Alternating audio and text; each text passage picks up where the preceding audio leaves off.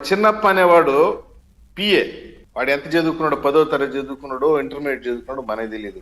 వాడు ఇంత పెద్ద డీల్ ని వైవి సుబ్బారెడ్డి అనుమతి లేకుండా ఢిల్లీలో కూర్చొని డీల్ చేయగలడా? కూర్చొని 25 రూపాయలు పర్ లీటర్ నాకు ఇవ్వాలి అని చెప్పి ఒప్పందం చేసుకొని వాని ఖాతాలో చూస్తే వాని జీతం ఎంత అంటే 30,000 రూపాయలంట. ఒకానొక సందర్భంలో వేమిరెడ్డి ప్రభాకర్ రెడ్డి కూడా చెప్పాడు, వాడికి ఏదో కష్టాల్లో ఉంటే వైవి సుబ్బారెడ్డి చెప్తే నేనే ఒక 50,000 కూడా ఇచ్చానని కూడా చెప్పాడు. అటువంటి వ్యక్తి యొక్క ఖాతాలో ఏకంగా 4.5 కోట్ల రూపాయలు ఒక్కసారికి డిపాజిట్ అయింది. ఇవన్నీ కూడా ఉన్నాయి. వీళ్ళు ఈ కల్తీ నెయ్యికి సంబంధించి ఢిల్లీని అడ్డాగా చేసుకున్నారు. ఇట్స్ ఎ సేఫ్ జోన్ కాబట్టి.